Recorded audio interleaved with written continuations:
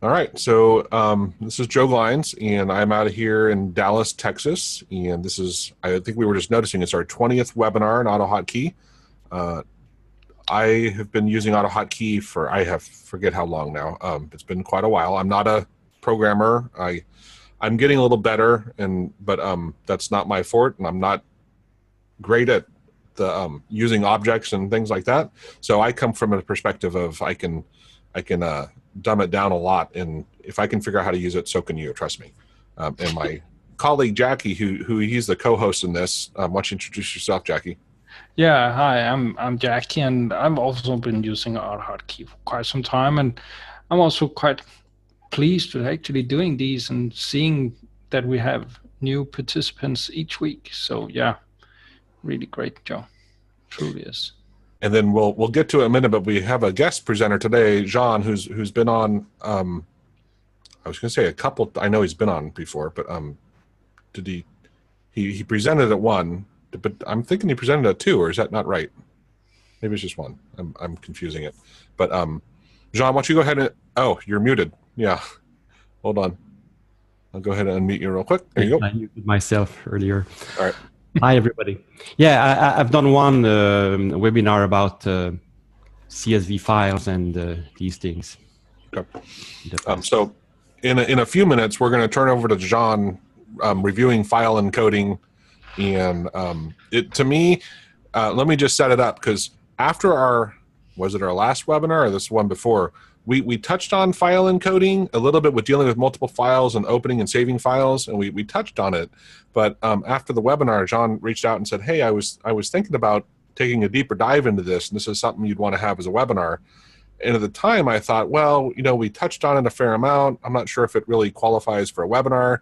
And then, but I said, sure, let's take a look at it. And then he put together some information, and honestly, after he put it together, and it really made me realize, look, I've been dealing with encoding and character stuff for forever, but I never knew, what was going on. And so I learned a ton. And then we shared it with Jackie, and Jackie, I think you had about the same response of, when you try to learn about file encoding and you Google it, there's no someone to really spell it out and explain it to you. There's a lot of different sources. You can read a lot, but sometimes they're well written and sometimes they're not. And so having a great example to explain the stuff is really helpful. So we're going to turn over to him in a minute.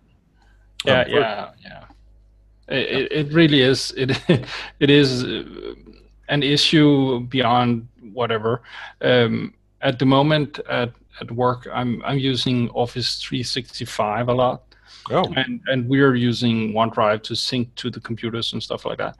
And one of the things that we keep hitting is that most likely it's, let's say it's someone using Ascii that is actually programming this, because we keep getting hit on our native letters actually not working when linking between stuff in SharePoint. So yeah, that's quite a big issue. We actually Jean, we were talking earlier, he used to be a SharePoint like admin or something, right?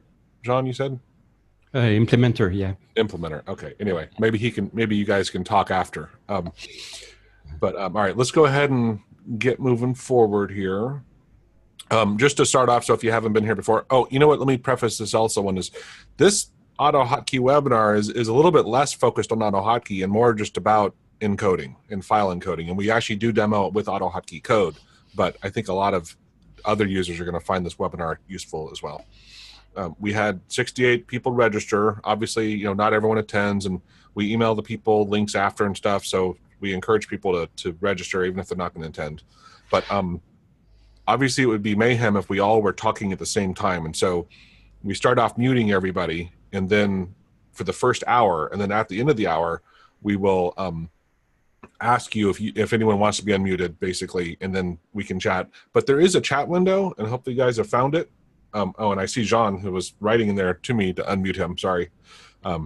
It's hard when you're talking and doing this to also, monitor everything. But usually Jackie or I are monitoring that, and we'll address your questions if you ask them there.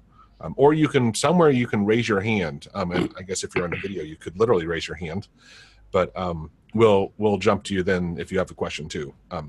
The first hour, we'd rather keep the questions focused around the topic at hand, especially because Jean he compared to me at least, he's way ahead of me in understanding this stuff.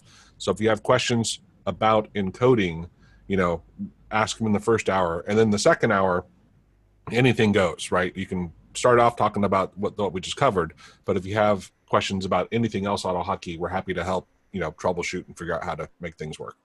Yeah, absolutely. That's for sure. All right. So as I mentioned earlier, now I didn't do it, and obviously I didn't add bar chart to my spelling, but we start off with an example script just to demonstrate a cool AutoHotkey script. And so here are a couple examples of the use of it, but this bar chart, by learning one, it's been around for a while, and I'm not going to get into the coding. What I am going to do, though, is run a couple examples. So this first one, here's a simple example where when I run it, it shows a bar chart, and you can choose to have the labels or not, but the bars itself and the graph and everything are built in AutoHotkey. And let's go ahead and open that one up. We'll open up one to show you how simple, even if you don't know AutoHotkey, how simple it is. I'm just going to have to jump over to that script. There we go. So see these first, not the first 5 lines, but these lines here, right? That's the data. And so that's where you put in the data.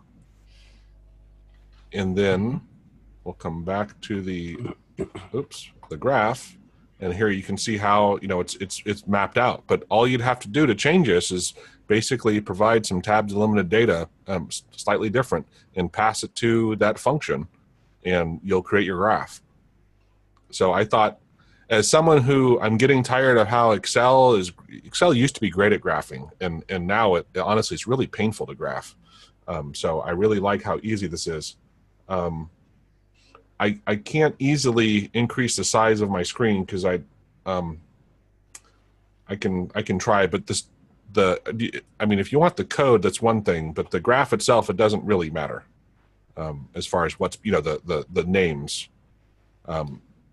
Can you see this part well enough? Jackie, can you confirm? Can you see the? Yeah, I can see it well enough, but I'm also sitting very close to the screen, and yeah, who knows? Depending on, of course, if you have the window full size or whatever you have. Yeah, but the actual text under here, and this is actually the Latin. I forget what it's actually called, but it's not real words. It doesn't seem like the Latin. Oh, actually, you're right. I'm sorry. This one was just some text, some text, some text, some text. Yeah, there was a different one that has the Latin stuff. But I just thought it was a cool example of how you can build some interesting graphs in AutoHotkey that look pretty decent. I wouldn't be overly embarrassed to put these graphs in a report. No, I'd say also the background of the graphs and stuff. He seems to have some great stuff there. Yeah. Learning one seems to be quite good at this. Also him that made the round GUIs. What's the call? What I can't remember what the name is. Have you seen that one, Joe? No, I don't. Not that I recall. I'll show it to you at some point. Cool. So here, and I'm pressing 1, 2, 3, and 4, and that's what's toggling through these different graphs. I think it's the same data, just representing it in different ways. Mm-hmm. Yeah, it seems to be. Let's see, and there's 2 more. I think it's using, I didn't look at it, but I think it's the GDIP library it's using. That's an interesting one. Yeah. I would not want to be in Moscow or Oslo. Jackie, you're probably used to that, but I'd say we are getting the long straw at the moment. The last couple of years, it hasn't really been that bad. But again, it's kind of gray, so it's still kind of sad. But yeah. This is the only one for me. Is like that. I wouldn't have that in a in a business deck, but you get the idea. You can have background images as well. So that is, and by the way, which I think I mentioned earlier, but everything that we share in here, like this is the link to where you can find the script in the forum. All of this, since you guys have registered, you'll get an email by tomorrow.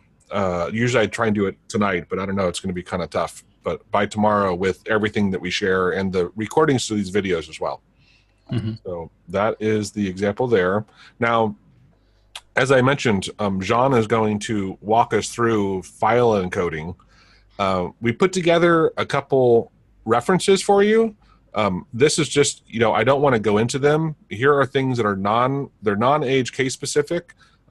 There's a couple good videos I saw. So if you don't quite get enough out of our webinar today, these will be some additional resources you can go to and watch or, review for this. This was a blog post that was pretty interesting, and some links to the different types of encoding and character sets and code pages, as well as some of the things relevant for AutoHotkey.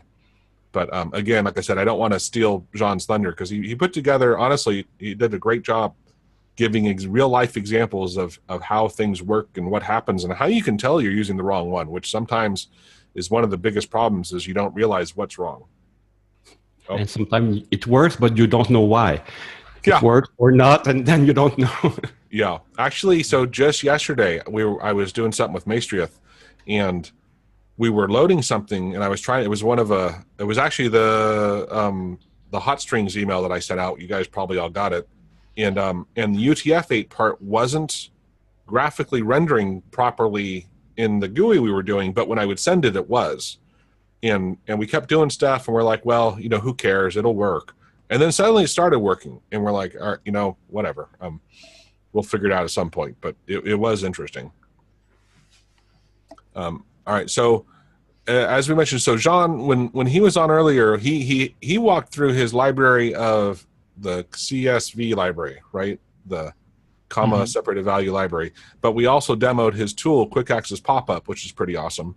And I think if I recall correctly, after that webinar, one or two later, John and I were talking, and I'm like, I use hot strings so much, it would be awesome if hot strings were in QAP.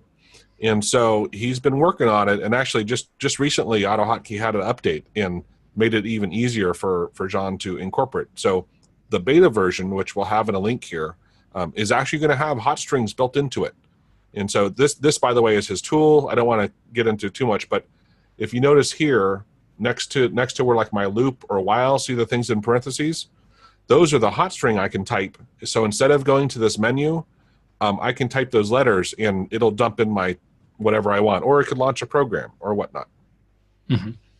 Nice. And then, so let's go ahead and take it away, Jean, if you're ready. Let me stop sharing. Yeah, thank you.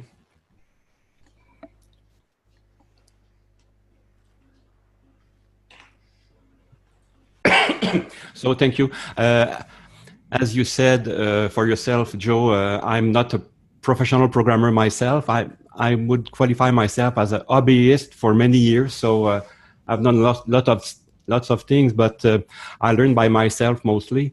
And one of the things I had to learn is how to deal with files with foreign characters in them. English-speaking US user less often have to deal with this, but being French-speaking, and many of you in different countries will have accentuated characters that were not basically supported with the original ASCII chart. And then there were extensions, and then based on 8-bit characters, then there were 16-bit characters. So there's a lot of improvement over time, but it's been done with different standards, as always. So you have to understand a bit what you're doing just to get the right encoding, the right way to read a file or to write a file. What I'll do, I'll first show you with AutoHotkey. So we'll see the basic commands. There's only 2 or 3 commands that we use in AutoHotkey to play with this. But then, as I wanted to understand, and I'm not an expert in file encoding, but wanting to understand, I just did some research, and I built a tool that I call the File Encoding Lab, that we'll see in a moment, that allow us to go inside the file and see what's the header of the file, what are the parts of the characters when we have Chinese characters, for example, how are they represented? Of course, if we have an exclamation mark or an E, it's 1 byte, it's simple. But when we get to foreign languages, it's a little bit more complex. And then we understand why we need to use things like UTF-8 UTF-16 bits, Unicode, and also made a cheat sheet, so a reference page where we have all the information about the different type of encoding and characteristic and some references to them. So that's what we can see in the next 45 minutes. So what I will do first is to just show in using AutoHotkey. There's a command called file encoding. Using this command in AutoHotkey will determine with which file encoding the files will be read or written in your script. By default, it will use the Ascii or ANSI code page. We'll see what it is. And you can also set it to be UTF-8 or 16, raw or not raw, or code page. So there are different possibilities there. So first, let's use the default encoding with a file that is a UTF-16 file. So what would happen here? Here we see the file in Notepad. So you see there are characters here with O acute, A acute, E acute, and with the tilde, and also Chinese characters in the end here. So this file being a 16-bit file, we can represent all these characters. So now if we open it in AutoHotkey using the basic command, the default encoding will work because the file itself is a file that is known, that will tell AutoHotkey, I am a UTF-16 file. There's a header, a few characters at the beginning of the file that says what encoding to use. So this file is not displayed with the ASCII, basic ASCII characters, but with UTF because AutoHotkey detected the type of file. If we use another file here, which is UTF-16 no BOM, BOM stands for byte order mark. We'll talk a little bit about that later. And we execute the same script. So we have the same file here. But when we open it with AutoHotkey basic command with the default encoding that we have here, it will display the T, but it will not be able to display anything after that because AutoHotkey cannot detect what type of file it is. So it is trying to open it using the default ASCII ANSI code page encoding. So in order to read this file correctly, we would have to use the UTF-16 encoding or UTF-raw, which is this one here. Both would work. And now if we open the same file here, we see that's the file with the complete content being well decoded, if you wish, by AutoHotkey. I made a note here not to edit this file with Notepad because Notepad is always saving files with a BOM. So in order to remove the BOM, you will have to use a binary editor or a tool that allows to save without BOM. So, John, yeah. can you clarify one point just to make it clear? Because I think I know the answer, but regardless of what version of AutoHotkey I'm using, right? The ASCII or is it ANSI, version versus the Unicode version and 64-bit version, all of them default to the ASCII ANSI code page. Is that correct? If the file doesn't tell AutoHotkey that I am something else. So right. Some files will identify themselves by a header, which are in the two first characters. Right, but what I'm asking though is, there's three main different versions of AutoHotkey I can be running. Oh yeah, right. I think it's the same command for both, for all of them. But do they all default to the ASCII ANSI code page? There's no mention in the documentation that it would be different, as far as I know. Okay, sorry, thank you. Okay. So I just want to make the point here, and here you see what are the command. The command used is what is it? It's file read here, and this command here is using the encoding that you set before with file encoding, or you could also add another parameter here. I don't remember exactly the syntax, but to tell the encoding you wish at this point, as you wish. So that's one. Just I'm doing the setup here. One thing, so you may have trouble reading a file in AutoHotkey, not knowing why. And it can be files that you receive from very well-known sources. And for example, if you export the data from a site like LinkedIn, if you export your contacts from LinkedIn, they will be sent to you in UTF-8, but with no indication that it is a UTF-8.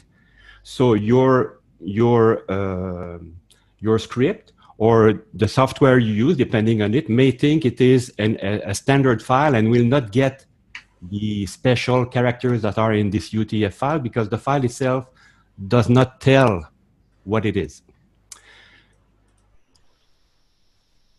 Okay, so that's the first point using AutoHotkey. I also want you to understand what is file encoding regarding code pages. So I have a little script here, a DOS batch. It's here.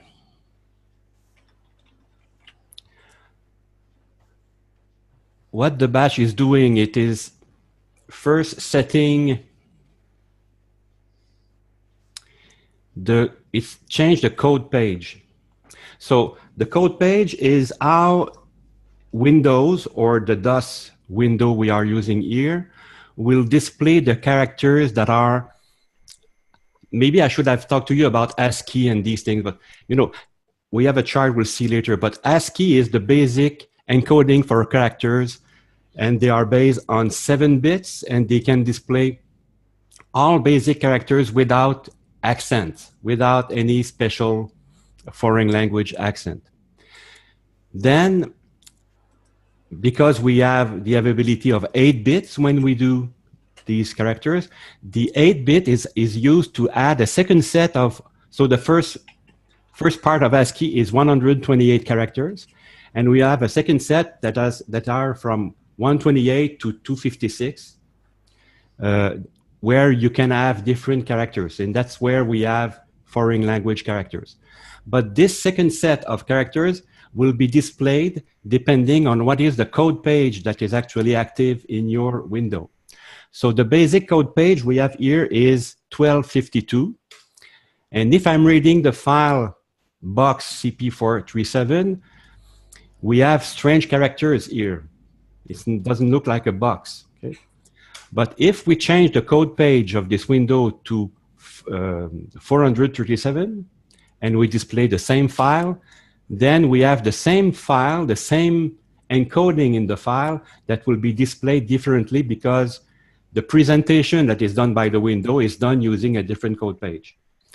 So I just want to tell that there is a file encoding that is important, but there's also the code page, so the presentation that is to be taken into account.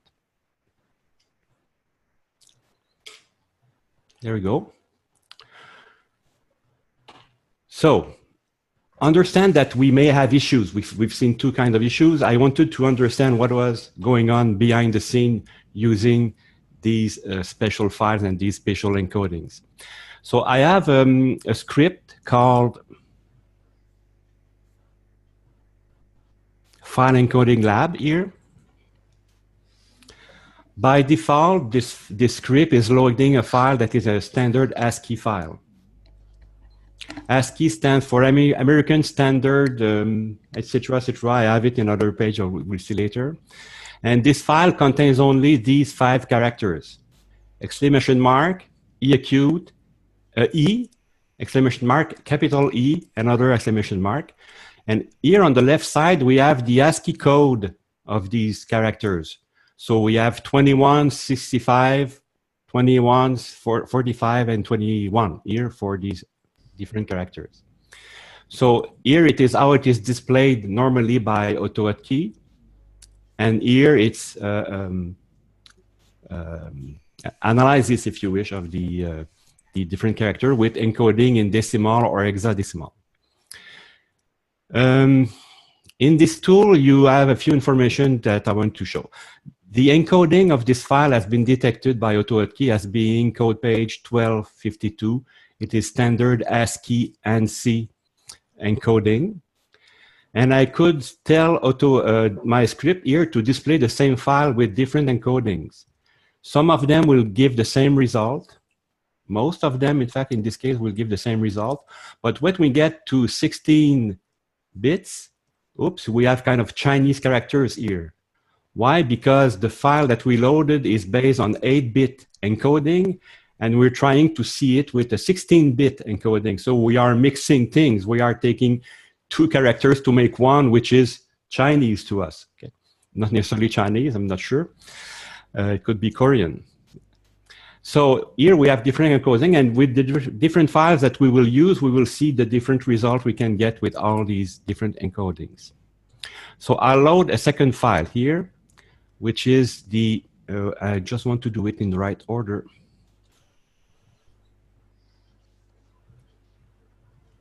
Okay, so we'll load ANSI. The ANSI file is the same content, but instead of a standard E, it is an E acute used in French and other languages, and E acute capital here. And we have the same display here with the ASCII value, which are different for the E and the E acute. And in fact, they are in the up over 128. Okay, so 223 and 233 and 201 are the ASCII codes for these 2 characters here. It's been detected still as being a code page 1252, which is the basic for ANSI. So this is what we get by default. Now I'll go with a third page, which is the box here, CP437. So we have the same content that we've seen here earlier in the previous example, in the DOS command box window. So we see that it's not a nice box here that we have. So if we try different encodings, we will have different results with all these characters, all these ASCII code here, give different results. It can, so if you try to see which one will work, there's a queue in the file name. It will work only when you get to using code page 337, because it tells AutoHotkey to display the characters in this file using a code page that will use these bar and square and all these things that will make a nice box. Okay, so that's a code page that we have to use to display that. There are thousands of code pages. We'll see it a little later. And finally, we will use the Utf-8 file. And Utf-8 file is something more recent that gives really much more capabilities to put different characters from different languages in our files, in our text files. So we go with this one. So I have here my E acute capital, and some Chinese or Korean character here. And what is interesting to see here is first that the first character that we have, the exclamation mark here, arrive only at the 4th position in this file. Okay? The 2 first characters are the headers, the 3 first characters are the header of the file. I call it the header. The technical name is the BOM, B-O-M, which stands for byte order mark, because it also tells the software that will read the file what is the order of the bytes. We may talk a little bit more about that later. But for now, so just remember that the first characters are not displayed. If sometime you open a file with a software that will start with 2 or 3 strange characters at the beginning of your file, that's a Utf-8 file, and what you have at the beginning is the header. And if the header is not recognized by the software, it will be displayed as the software can with these characters. So we have this header here. Then we have the exclamation mark. And for the E acute here, we don't have an E acute here in this column. We have 2 bytes that put together will display a E acute. So in the same file, we have some characters that will only take 1 byte, but other characters will take 2 bytes to be displayed. And in the encoding, the information is there for the software. Fortunately, we don't have to control all that. Here we do it just to understand, and we let AutoHotkey we let Word, we let Notepad deal with this. But it's good to know that when you see a file that doesn't work, what's the problem here is the problem is that we have two, sometimes one character will be displayed correctly. And after that, you have some gibberish, some things you don't understand. Oh, these are foreign characters probably that has been displayed differently. So we have the E acute here being 2 characters. These 2. We have another exclamation mark here. Then we have 2 other characters for the E acute capital, these 2. Then another exclamation mark. And finally, for the Chinese characters, we have 3 bytes. Because we need 3 bytes to define this special character, because in Chinese, they have lots of different characters. 256 is not enough. And so we have 3 bytes, and it can go up to 4 bytes to define one given character. Finally, we have the final exclamation mark here. The one thing I was going to add to this, so one of the things I had always heard when I was working, years ago in the office, talking about whether we wanted to use, let's say, Ascii or Unicode or Utf-8, whatnot, was, well, the Utf-8 is going to take up more space on the hard drive, which it can be possible, but as Jean just pointed out, if it isn't a Unicode character, it still only takes up one spot. So your file size doesn't actually increase unless the characters you're storing are Unicode characters. Yeah, if it is plain English, it will take only 3 more bytes for the header. Yeah. That's true, right? Which then if it is Chinese, it will be maybe 3 or 4 times the size of compared to the number of characters that you have in your file. Yeah. Okay. You know what? It's kind of ironic though, right? Because Chinese characters, some of their characters can mean like a whole thing. So it's ironic how their one character can mean, a big thing, and yet they can write it and it's smaller, so they say it's more efficient. And then in a computer program, it's almost a reverse. Like you need more. You don't get any freedom because you need the more space to make up because there's so many of those characters. Yeah, yeah. There are needs for a larger number of characters, so that's why we also have 16 bits characters. We're using Unicode 16 bits. So I just want to review. So, okay, so now we can explore this looking at what I call the cheat sheet here, where we have information about each type of encoding. I'll first talk about the 2 first, ASCII and ANSI, because they are almost the same. So the AHkey encoding here is what is the command you have to give to AutoHotkey to read or write a file using this encoding. So it is empty because it's the default in AutoHotkey. If you use it with Notepad, when you open a file with Notepad, and when you do save as, you see French here, but it is save as. And you have encoding here that you can define what type of encoding you want to use when you save your file using Notepad. And the possibilities we have here, it's only 4. It's ANSI, Unicode, Unicode Big Endian, we'll see what it is, and Utf-8. So the column we have here, where is it? Here, is how it is labeled in Notepad. So for ASCII and ANSI file, it's labeled ANSI, like this one here. There's no header, no BOM in these files. It's fixed length. It's 1 byte, 8 bits for each characters. The only difference between ASCII and ANSI is that in ASCII, only the first 7 bits are considered, if you wish.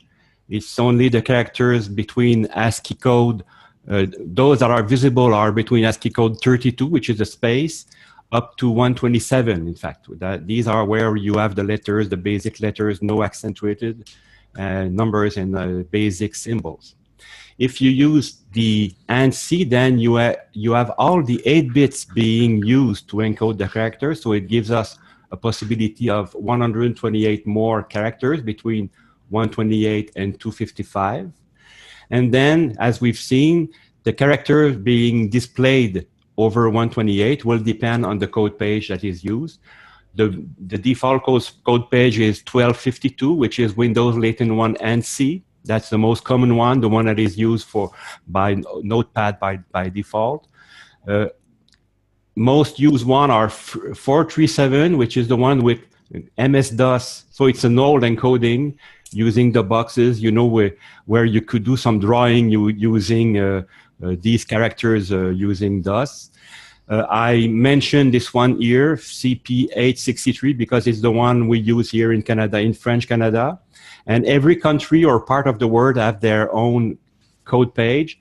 And there's a page here on the Microsoft website that will, on the left side here, display all the type of code page. And there are some for Macintosh, and there are thousands of them. And for each of them, if you click here, you will have the code page, the ASCII table, if you wish, the table of the characters in this code page. Okay, any questions about that, or I can proceed with the Unicode explanation now? That's good? Yeah, I think it's good. Yeah. So Unicode is something more recent. You can have the explanation here on Wikipedia. It is still an 8-bit character, but for each character, you can have between 1 to 4 bytes to display to encode one character. We've seen an example of that before. There is a header at the beginning of the file, which is 3 characters being with ASCII code in hexadecimal EF, BB, and BF. It is displayed I with tréma in French. I don't know in English how you call 2 dots at the top of the I. We don't have a word for that. No, okay. There's also closing quotes and a reverse exclamation mark that is used in Spanish. So these 3 characters, they don't mean what they say. They just mean to the software that will open this file, I am a UTF-8 Unicode file.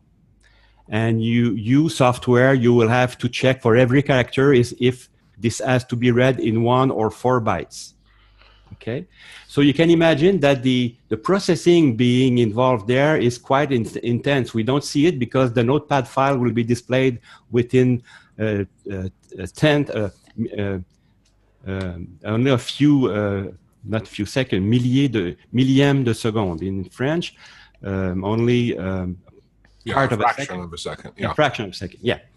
But it's been a lot of processing to check every character before displaying them. There's another encoding, which is Unicode UTF-8 with no BOM. It means no header. It is known in AutoHotkey as being UTF-8 raw. Raw standing for as is, so no header.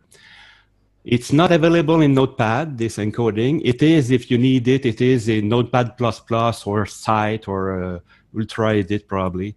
So there are other text editor that will support it, but not Notepad. There's no header. That's the same thing as UTF, 1 to 4 bytes per characters. The difference is that there's no BOM, and many UTF files don't have this header, especially if they originate from non-Windows systems. And the example I gave you earlier is the LinkedIn contact export. If you export your contacts from LinkedIn, probably it's running on the Unix or I don't know, probably Unix system, and there's no encoding with the header in this environment, and that's what they sent us. So to further expand that, so I had realized this, and that was actually one of the reasons why I forget how long ago, but I reached out to Jean about using his CSV library, is that I use SPSS for reading files, and I was trying to import a file I had exported my contacts from LinkedIn, and I was trying to import the file in SPSS, but SPSS didn't, it was coming up crazy. And it took me a while, but I realized the file encoding on the file exported from LinkedIn didn't set the BOM in SPSS. I couldn't control that. And so I had to figure out a way to use AutoHotkey to basically change the encoding so I could read it correctly in the other program. The problem is when you're doing it, you don't know why your program is looking, your text looks terrible. But yeah, it's and if it is a CSV file, so depending on what software you use to open the CSV file, it can display correctly or not. And even using Excel, my own version of Excel will not read UTF file, CSV file, no header, no BOM correctly. I have to use a utility that I wrote to convert it, to add the header, or to convert it to ANSI. The other thing I feel we should mention at this part is if your text doesn't look right, but it looks kind of close to right, make sure you look at the font you're using and switch to a font that you're sure actually is supported by the language you're looking at it, because it could just be the font you're using isn't actually supported and it's not rendering correctly. All the information's there, but it's just the program you're using that isn't using the right font or something.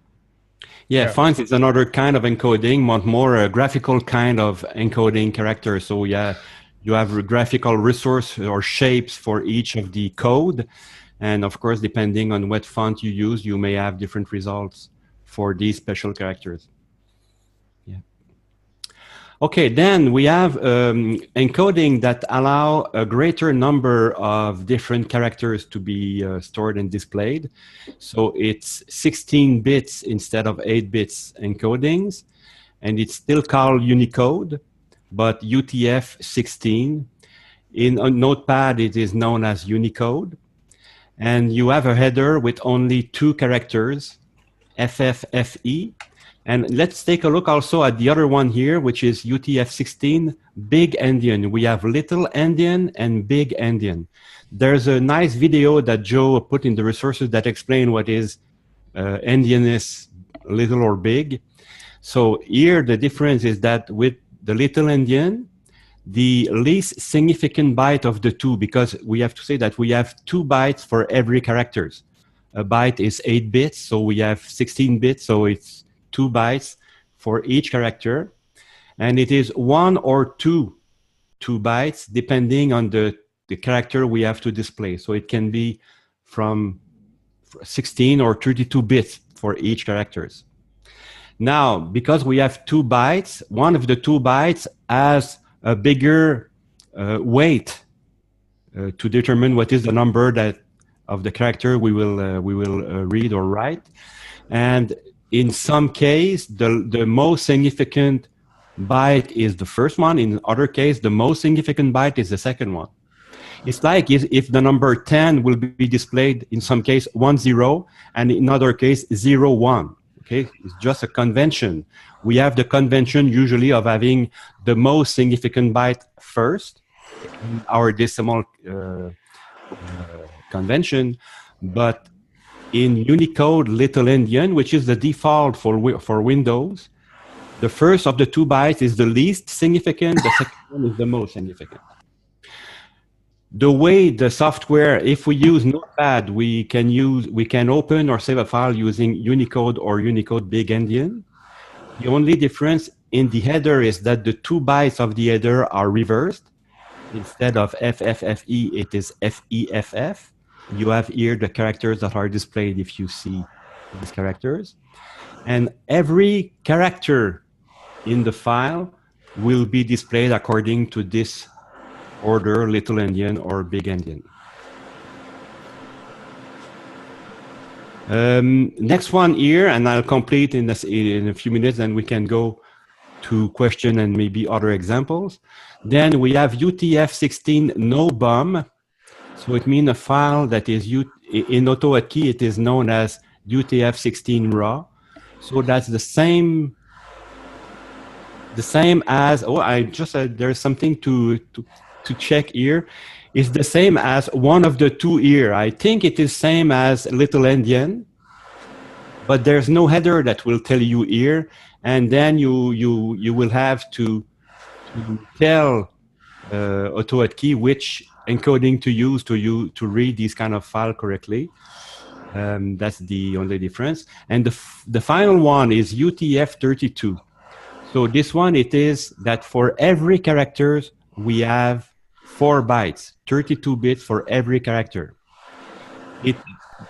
You may have an issue with this because it will take four times the space it would take to, if it was a simple plain English text, it will take 4 bytes for each character instead of 1. But the difference is that for a software to read this kind of file is very simple, because you don't have to evaluate at every character, is this character stand on 1, 2, or 3, or 4 bytes. It's always 4 bytes. So to do, for example, direct access in the middle of the file for the software, it's easy. You multiply by 4 and you get to the right position. So that is a reason why some software will use UTF-32. I don't know any software that support that. AutoHotkey does not support that, but some software, maybe because they deal with very large file, they don't. And if space is not an issue, if speed is an issue, then you may use, or this system will use this type of encoding, which is known in the header as being 00FEFF or FFFE0000, depending if it is big endian or little endian. But Jean, it's a really good point of, depending on technology, and 10 years ago, hard drives were much smaller than they are today. It made more sense to use your processor more and not waste the space, right? But as it gets cheaper and cheaper to store bigger stuff, even though our processors are faster, but they haven't grown at the same leaps and bounds as the hard drives have, right? That it probably makes more sense to use your hard drive and less processor. Yeah. So I don't know if Site or Notepad++ support UTF-32. I haven't checked. I've never seen this before I did this research, but all I know is that it exists. And here at the bottom of this cheat sheet, you have some references and some abbreviation being expanded here in order to know what are all these things. UTF is Universal Transformation Format. Ascii is American Standard Code for Information Interchange, which is the oldest standard that we are using nowadays. So returning to my presentation, so we've seen all this here.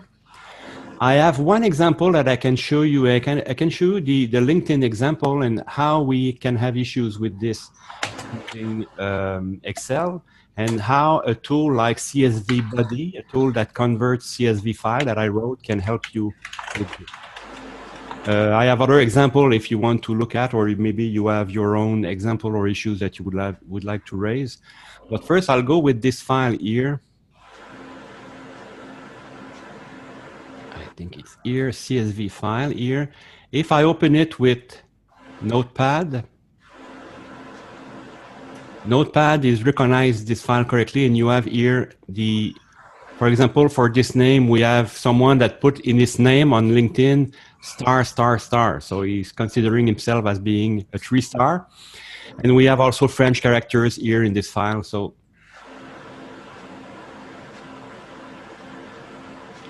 this file displayed correctly in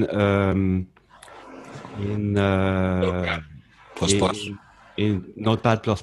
I'll just open this here now using, not here, excuse me. Load the file.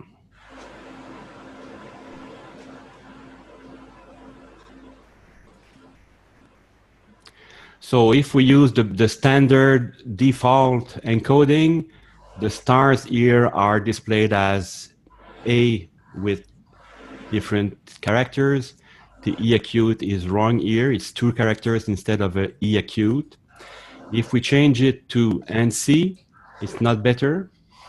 If we change it to UTF-8, it got better, okay? Because we tell AutoHotkey to open it using UTF-8 because it's a UTF-8. It's just that there is no header that tells it to the software. Of course, if you use UTF-8 raw, it will also be displayed correctly. If you use 16 bits, of course, it will get all scrambled. So if we open this file using Excel, and then it depends on the Excel version that you have. Open with Excel. Here, this file, you know, we have here the stars are.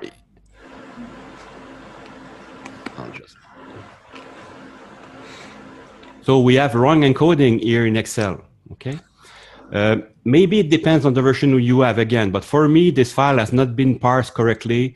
The column has not been split as it should be. It's just not well recognized by Excel. Hey, Jean. Yeah. Don't close that yet. Which I'm just curious. I don't know. We want to do it, but if you go to File, Open, and then push in that file, often Excel will walk you through it and ask you the file encoding to assign.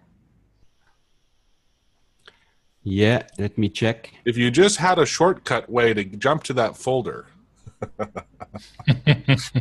Yeah, I have quick access pop-up, but I just loaded my demo setup, which is not the one I use every day. So I'm just teasing you, man. No, okay, it is here in example, and here I'll say that I want to use a CSV file. Here it is. Yeah, there you go. Sometimes there are two of them, but one with comma, delimited or not. Of course, I have French Canadian Excel, which is not the same as maybe you have. And it tells me it's already open, so I'll just close it to make sure.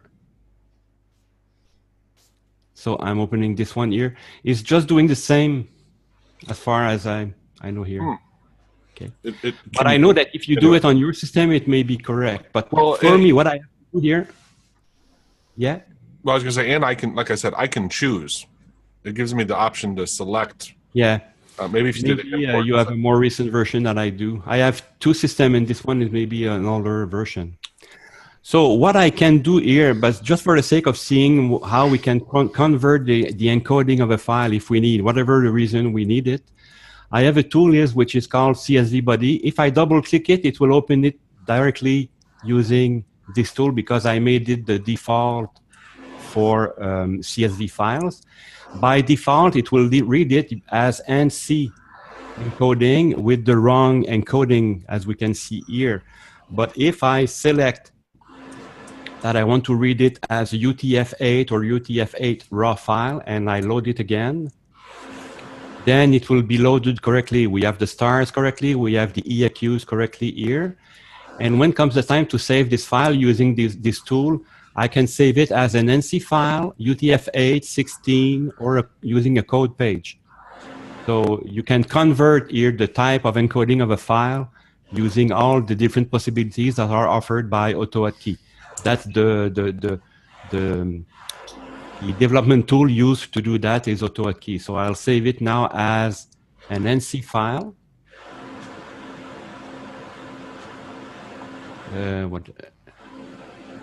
Okay, I'll just change the name here for ANSI.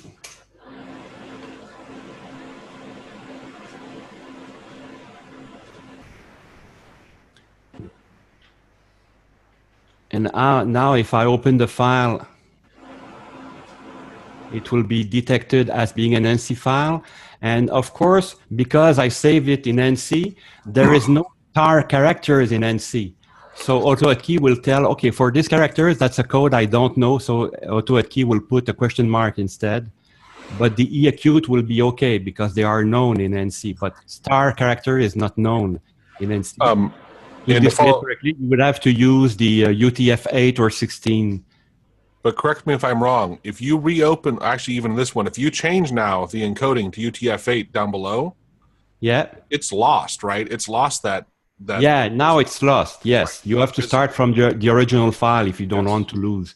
Yes, you lose information when you do that. Yeah, important to mention. Yeah, you can go up, right, but not the other way. Exactly. Yeah.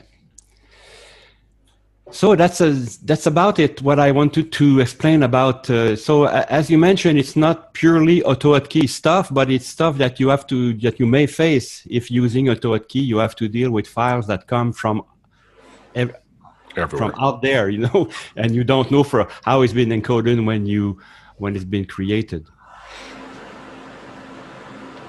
Awesome, John. Yeah. So if you have any question, I'll just try to open the chat to see if there are questions. Or There was one earlier that I answered, but you can verify it. That earlier you said you made a note to yourself not to save the file in Notepad because of the bomb. yeah, And I think you said because Notepad will always write the bomb. Is that correct? yeah. In Notepad, if I go to Save As here, where is my Notepad? It's here. Okay. It is the enregistrer sous in French is Save As. The only option I have is UTF, and there's no UTF, no bum. So Notepad will be okay to read a file without the header, but when it save it, it will add the header. And you want to show them in Sight? Because I know in Sight you can choose Yeah. no bomb. Again, that's the byte order mark. Side is here, side is in black. So I open.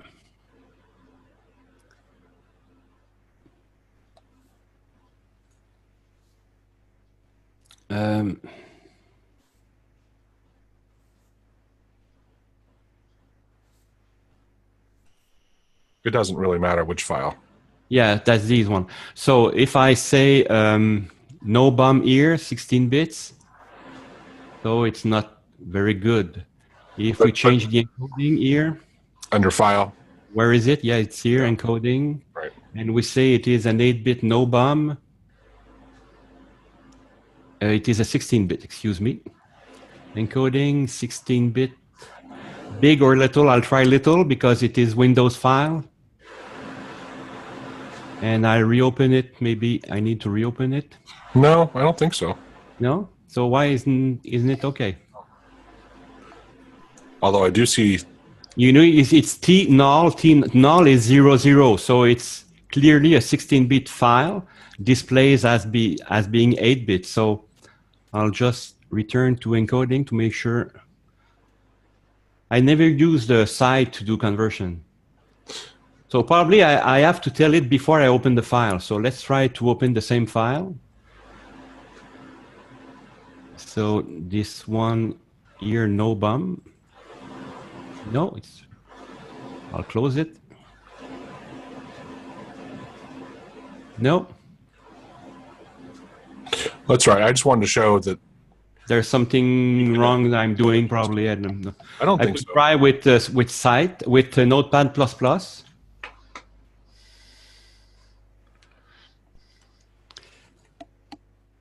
Notepad++ recognize the file, even if there is no header. And I'm guessing that Notepad++ is analyzing the file and decide that it should be a 16-bit no bum, a UTF-16 file, because it's not because of the header. There's no header in this file. And just to make sure there's still no header, because maybe we saved it, I don't know. I'll just reload this file here. And we see here that there's no header. It starts with the first T. And if we convert it here to display it as a 16 raw, we have the correct display here, but we have no header. We have to tell. So if it displays correctly here in Notepad++, it's because one of the programmers of this very good editor just added the extra code to detect what it is, because there's no bum and there seems to be some weird characters if you see this. Because if there's no header, there are different ways to do that, and by analyzing the file. Do you know how to change the fonts in Notepad++? I was just curious. I know how to enlarge. No, to change the font. Change the font. No, where is it? I don't know. I don't use Notepad++, so I don't know. So display. You could do it in Notepad, right? I was just thinking to give a demonstration of when the font, it can look very similar, that you think it's an encoding issue and it's really a font issue. A font issue, yes. Yeah. There's no font, I think, in Notepad, the basic Notepad. No, there is. Yeah, okay. I'm going from memory. You know, I looked at it 20 years ago, so I think at some point there was. Font, yes. So let's say that we'll use Winding, for example, which is, Yeah. you know, let's use it. Everyone's familiar with that. So right? it's not an encoding issue; it's a font issue. That's right. Yeah. But in the same thing is like you can have your Chinese there, but if the font you have that you're using doesn't have it where you can render it right, it looks crazy. But it looks like it's an encoding. You know, here the Chinese character is here. Can I enlarge the font? I'll use the same font larger. So the Chinese characters here are boxes because this font does not include these characters. Thank you. Yeah. Yeah, that's a good example. Yeah. Yep. When things did the same thing, it also had something generic for the Chinese characters. If you didn't see it. Yeah, yeah. Yeah. Hey, because we're past, I'm gonna stop the recording real quick. And then we'll start it back up and start with Q&A and dive into whatever. So hold on. I'll stop sharing. Why don't you leave it up just for right now first, John? Good. Thank you.